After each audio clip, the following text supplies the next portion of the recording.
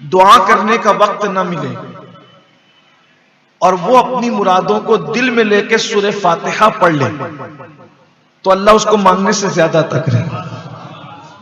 اسی لیے ہمارے یہاں اہل سنت میں یہ دستور ہے کہ جب امام صاحب دعا کر لیتے ہیں تو وہ آخری میں کہتے ہیں الفاتحہ. اور جب وہ الفاتحہ کہتے ہیں تو ہمارے مقتدی کہتے ہیں اللہ یہ دے دے، اللہ وہ دے دے، اللہ وہ یہ دے دے، وہ دے دے کا موقع نہیں ہے. جب بھی الفاتحہ کا مطلب سورہ فاتحہ پڑھو، کیونکہ ہمارے ہاں علم کی بڑی قلت ہے نا. کبھی کچھ سیکھا تو نہیں، سیکھنے کی کوشش بھی نہیں کی. آپ دیکھیں میں نے تو بلکہ کبھی کبھی الفاتحہ کہنے والے کو بھی دیکھا کہ اس نے الفاتحہ کر وہ بھی خود وہ کہہ رہا ہے الفاتحہ کا جب کہا تو مطلب سورہ فاتحہ پڑھی. بہرحال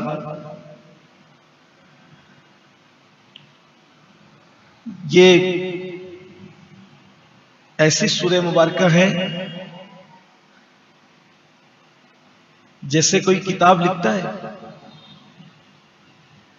تو وہ پوری کتاب کا مضمون دیباچہ میں جمع کر دیتا ہے، جس کو آپ سر ورق کہہ لیں یا تمہید کہہ لیں یا دیباچہ کہہ لیں. تو نہیں، جب مصنف کتاب لکھتا ہے تو پوری کتاب کے اندر کیا ہے تو وہ شروع میں اس کو اجمال کے طور پہ سمیٹ دیتا ہے بلا تمثیل. میرے اللہ نے پورے قرآن کے مضامین کو سورہ فاتحہ میں سمیٹ دی. بہت برکت والی سورت ہے. ایک بات آپ کو اور بتا دوں، اگر طبیب ڈاکٹر نے کبھی کسی کو یہ بات کہہ دی ہو کہ یہ مریض جو ہے اس کا کوئی علاج نہیں ہے اور اس پر روزانہ 41 مرتبہ یہ سورت پڑھ کر دم کی جائے اس طرح سے بسم اللہ الرحمن الرحیم الحمد للہ رب العالمین، یعنی بسم اللہ کی میم کو الحمد کی لام سے جوڑ کر پڑھیں 41 بار، تو انشاءاللہ جس کو ڈاکٹر لا علاج کہہ رہا ہے اللہ اس میں بھی شفا عطا کرے.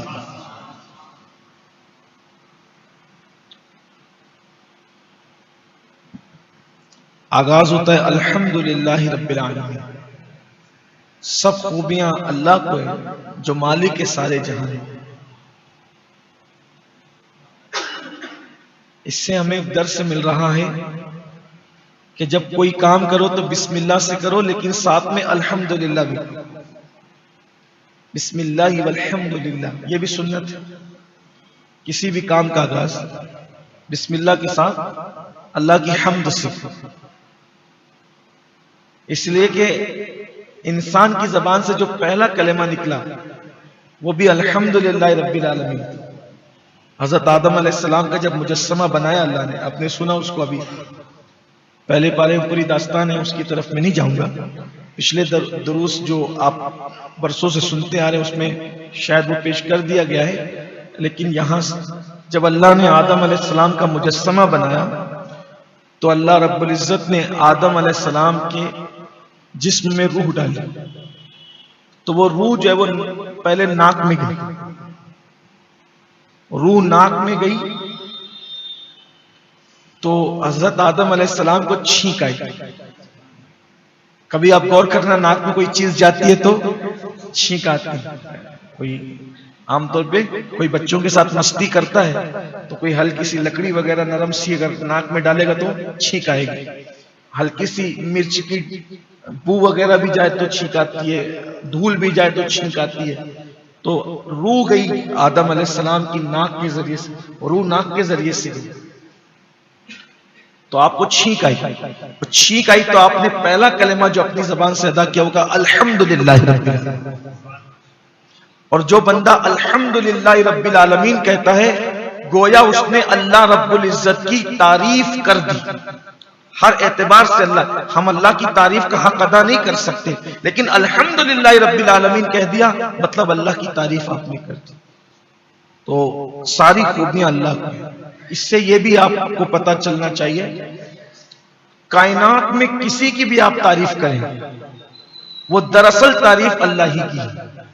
یہ بات یاد رکھیں، کسی کی بھی آپ تعریف، یہ تو بہت خوبصورت ہے، اس کی ناک بہت اچھی ہے، اس کی آنکھ بہت اچھی ہے، اس کا چلنے کا اسٹائل بہت اچھا ہے، اس کا لائف اسٹائل بہت اچھا ہے. یہ سب خوبیاں تعریف کس کی ہو رہی ہے؟ انڈائریکٹ اللہ کی تعریف. کیوں؟ چلنے کا اسٹائل اچھا ہے تو چلا کون رہا ہے؟ بولنے کا انداز بہت اچھا ہے تو بلوا کون رہا ہے؟ ناک بڑی خوبصورت ہے، بنائی کس نے؟ آنکھ بڑی حسین ہے، بنائی کس نے؟ لب اس کے بڑے سرخ ہیں، بنایا کس نے اسے؟ بال بڑے نرم ہیں، بنایا کس نے؟ ساری خوبیاں اسی کی. اس لیے کہ جو بنا ہے بڑی سے بڑی چیز سے لے کر چھوٹی سے چھوٹی چیز تک سب بنانے والا اللہ ہے اور سب خوبیاں اسی کو. یہاں آپ کو ایک بات کہنا چاہتا ہوں، مسلمان اپنے اللہ سے بہت دور ہو گئے، بہت دور.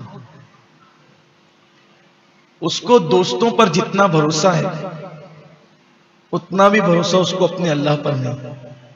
ابھی قرآن شریف میں ایک آیت آئی تھی، آپ نے غور کیا ہوگا کہ اللہ پاک فرماتا ہے قرآن شریف میں دوسرے پارے میں کہ میرے بندے میرے بارے میں آپ سے پوچھتے ہیں، میرے بندے میرے بارے میں آپ سے پوچھتے ہیں اللہ کہاں ہے؟ تو ان سے کہیے کہ وہ تمہارے بہت قریب ہے اور وہ تمہاری فریاد کو سنتا ہے. یقین جانے اگر قرآن ہم سمجھنے لگے تو ان آیتوں کے آنے پر آپ کی آنکھیں چھلک پڑیں. وہ پڑھنے والے جو لوگ روتے تھے نا پہلے، پڑھ کر کے سن کر کے روتے تھے، وجہ یہ تھی کہ وہ قرآن سمجھتے تھے، ہم سمجھ نہیں پاتے. بہرحال اس کی برکتیں تو سننے کی بھی ہمیں ملتی ہے، اللہ توفیق عطا فرمائے. تو ہمارا جو اللہ ہے جس کو ہم اللہ کہتے ہیں، الہ کہتے ہیں، رب کہتے ہیں، ہر خوبی اسی کے لیے ہے اور وہ تمام عالمین کا پالنے والا ہے. وہ سب کو پال رہا ہے، سب کو رزق دے رہا ہے، سب کو وہ سانسیں دے رہا ہے، ہوا دے رہا ہے، پال رہا ہے، پالنے والا ہے. اچھا جب کوئی کسی کو پالتا ہے تو پالنے والے کا پالنے کے پیچھے ایک مقصد ہوتا ہے. جیسے مجازی معنوں میں تو لیکن تو بکریاں ہم پالتے ہیں، بکری پالنے کا کوئی مقصد ہے کہ دودھ نچوڑیں اس سے. مرغیاں پالتے ہیں انڈے حاصل کریں یا بزنس کریں. ہم اپنی اولاد کو بھی پالتے ہیں تو نیت یہ ہوتی ہے کہ بڑے ہو جائیں گے تو کام آئیں گے، کوئی نہ کوئی مقصد ہے، لالچ ہے. تو اب ایک سوال پیدا ہوتا ہے کہ اللہ سب کو پال رہا ہے تو پالنے کے پیچھے اس کا کیا مقصد ہے؟ تو بے نیاز ہے. باپ اولاد کو پال رہا ہے تو کہیں بڑھاپے میں کام آئے، ماں پال دی تو بڑھاپے میں کام آئے، بڑا ہو جائے جوان ہو جائے تو میری مدد کرے. وہ تو بے نیاز ہے، وہ کیوں پال رہا ہے؟ تو آگے جواب دیا الرحمن الرحیم، کسی مقصد سے نہیں پال رہے، وہ مہربان ہے اس لیے اپنی مہربانی سے تمہیں پال رہا ہے. وہ شان کریمی سے اور شان رحیمی سے پال رہا ہے. اور رحمان کا مطلب ہوتا ہے بہت زیادہ مہربان، بہت مہربان، اس کی طرح کوئی مہربان نہیں. اسی لیے بندوں میں کوئی رحمان نہیں ہو سکتا. آپ کسی انسانوں میں کسی کو رحمان، کچھ لوگ لا علمی کی بنیاد پر جن لوگوں کا نام عبد الرحمان ہوتا ہے اس کو رحمان رحمان کہتے ہیں.